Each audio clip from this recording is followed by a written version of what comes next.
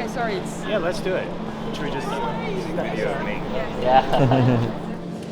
Is it your first time in Europe? No, I've been to Europe quite a lot. And in France? I've been to France and Spain pretty much only, I think, until this trip. So Amsterdam is new, Berlin is new, and London was new. Really? Yeah. Oh, right, okay. And how do you like it so far? Oh, I've had a great trip. It's been amazing. Amsterdam was fantastic as a city and as a premiere. People were really, really enthusiastic there and very welcoming. We had all kinds of I met all kinds of local people. And same with London. I stayed with a photographer named Steven, and he showed me around. And Thank you. it was great.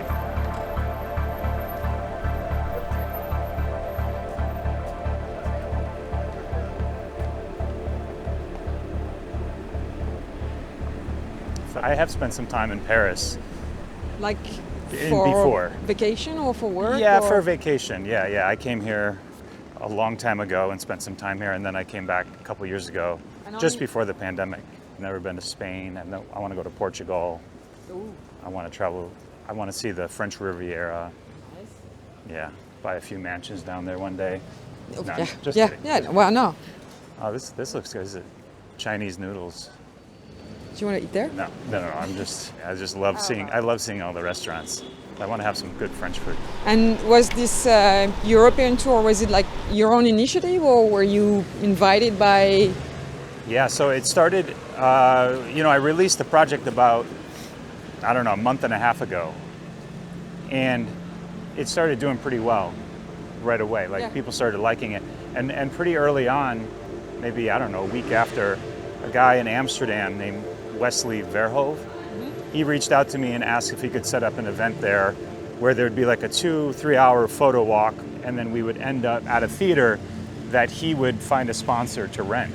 Okay. And I would just kind of do a teleconference Zoom call in, and I thought that was great.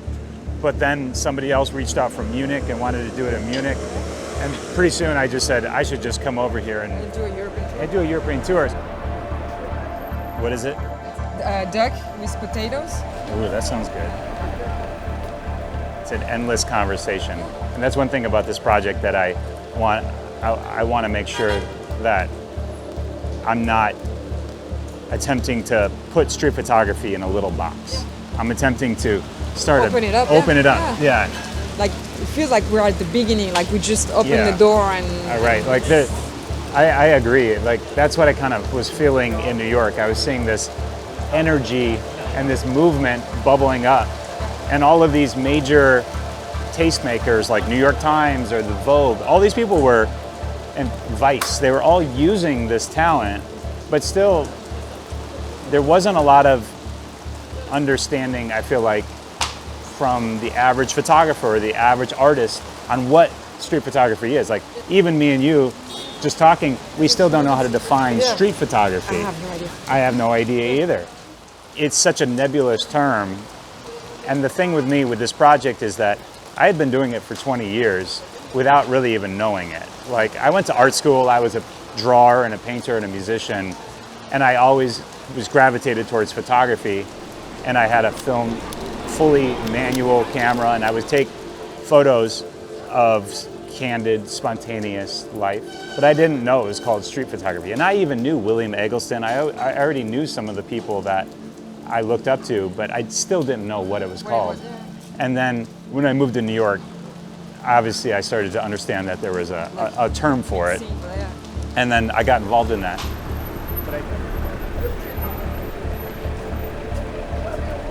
Speaking at a seminar or a lecture was never my motivation to do. I wanted to just make good photos, good images.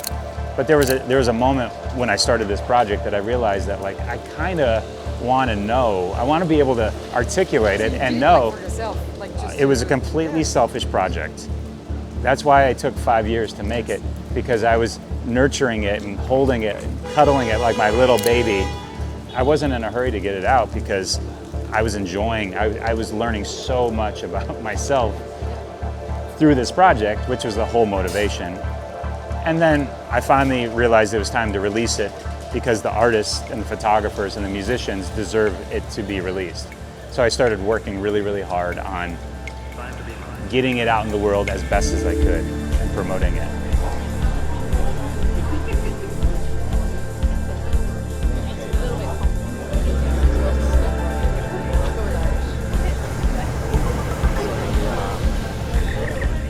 I'm calling this season 1.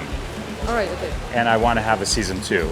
But I haven't started filming anybody, but I am screaming at the mountaintop that I need funding, like real funding. So I'm looking for a production company, a rich prince or princess. I want real money because the vision that I have, I'm very proud of season 1, but I can see where I want to go international. I want to be in the Congo. I want to be in low orbit of Earth's atmosphere. I want to like do amazing stuff. Okay. So I have big ambitions. But the first season was all self-funded by me. Okay. And what I want to do, I wouldn't be able to afford. Okay. And how did you choose the people you profiled? Well, so the project started really small and really simple. I was in New York and I was around this street photography community, and I just knew that they were all making interesting work and they were super dedicated, interesting people. So one day I just reached out to a bunch of them. I said, anyone who wants to be in my film, show up over here on this day at 2 o'clock and you can be in my film. I'm not here to like buy speedboats and fucking flirt with celebrities. I'm here to do this work. So about, I don't know, 4 or 5 people showed up, and at that time the idea was just really simple. Just talk about one of your photos or a small group of your photos and give context to these images that usually shouldn't have any context given, right? Okay, yes. And talk about it, reveal the kind of the magic trick behind it. They had a lot to say and they had funny stories on the street, all these kind of things. And so it quickly grew into bigger and bigger people, and I started reaching out to people I didn't know, like Jill Friedman. I was old friends with Daniel Arnold, so when I started doing when I did one on him, it turned into like a much longer video than I expected the whole project. Was it the first one you shot or no? Because it's the first one it's episode 1, I think? It's not that's not chronological. Okay. Yeah. It was not the first one I shot, but it was the first one that kind of showed me, oh, these can be much longer and much, I don't have to keep it small, like little web content. Like these can be long. I shoot kind of like you guys. I run and gun. I don't set things up too much. And same with this whole process. I don't do a lot of research on people. I want all of that conversation to be happening spontaneously, and then I'll do the research after the fact. But I want everything to be really spontaneous, much like street photography.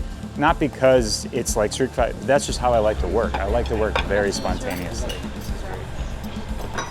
You like garlic? So it was a very fun project that, I don't know, for me, all the projects I've ever worked on, they have to come very organically. Like when I played in a band, we wouldn't like write out the music before we play it. We would improvise it, and then we'd try to record the improvisation, and we would then sample the good moments.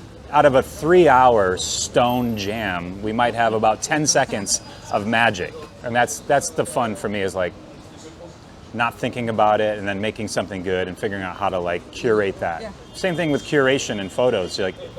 You're taking the photo maybe in this like state of mind where you're not thinking too much, and then you take it home months later and then you start seeing the curation, the similarities. I mean, that's how I do it, at least. I realize the best maybe artists, I don't know, at least photographers are the most curious ones, I think. Because that's what drives you to do it, right? You're curious to get the photo. You're curious what it looks like. In my series, Ray Potes, he does Hamburger Eyes. Yeah, he tries to explain that, and it is difficult, but he's like, if you're just a curious person observing the world, you can't really fail at that. If that's your only goal in life, it's just to like, all my photos are just experiments. They're not answers, they're like, said that? No, I'm kind of saying it, but I'm also stealing from Richard Sandler's episode. His title of his episode is "A Lie That Tells the Truth." Yes. And he says something like, a good photo asks more questions than it answers. And I just love that idea.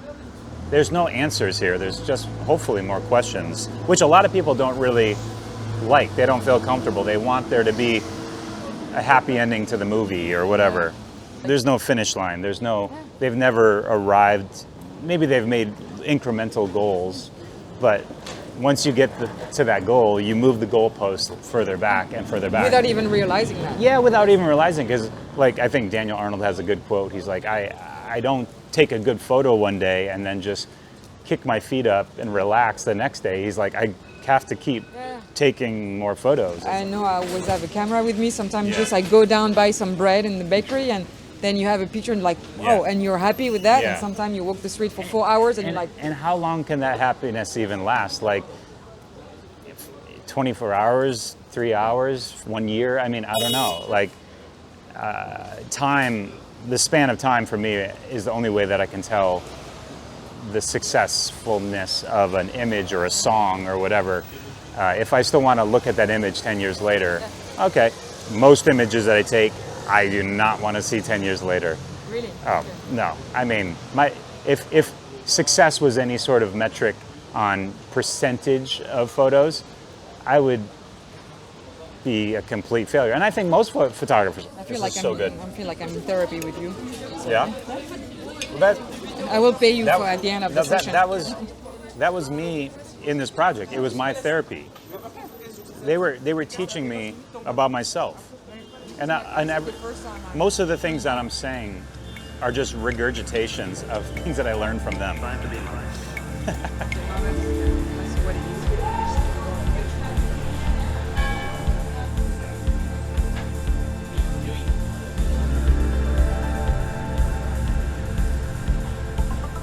Some of that music is mine, but most of it is I was in a band for about 15 years. And those are some of my bandmates and some of the friends around my band making that music, because we were kind of in like a fun, kind of dancey, Daft Punky sort of band. But those guys started experimenting with music and making really like weird, bizarre, avant-garde, contemporary music since being in the band. And so I feel like I'm still collaborating with my musician friends, but in a different way.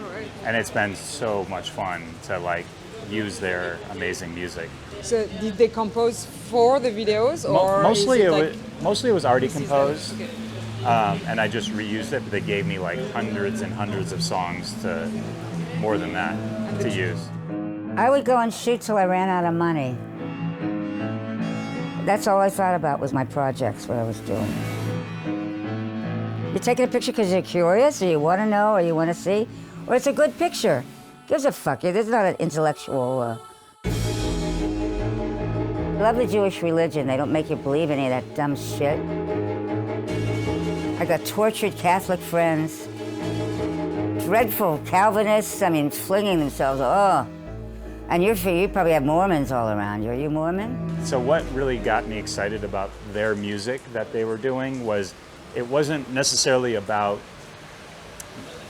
minor chords or major chords or beautiful or sad music. It was about like intensity level, because a lot of their music is like textural and kind of spans the world between sound design and melody or tone at least.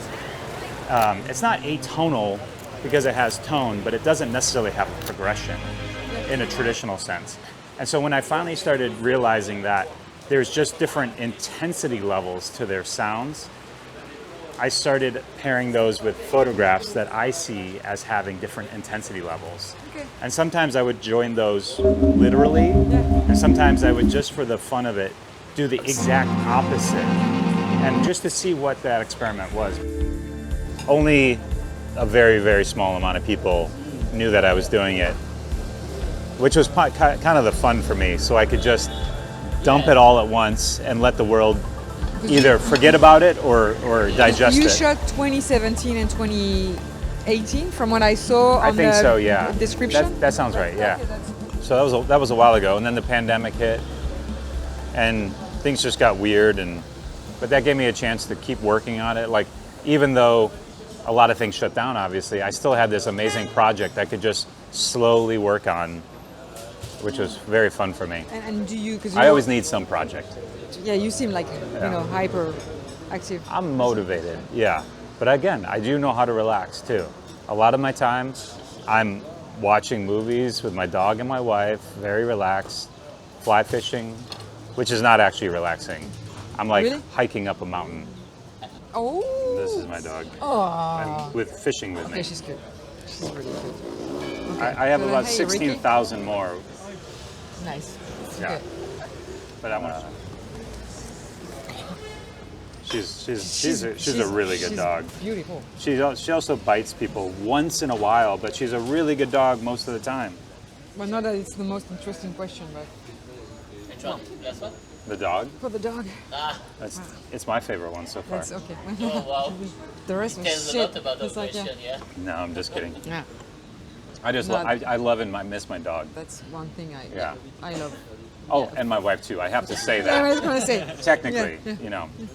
Yeah. Can you reorder that in the edit? Do again. I love my wife so much and I miss her so much. She is my favorite person in the world. What's up, man? Josh. Nice to meet you. One of my biggest sources of inspiration is just like comedy, and I like I always look up to stand-up comics and different comics as one of the people I admire the most. Okay.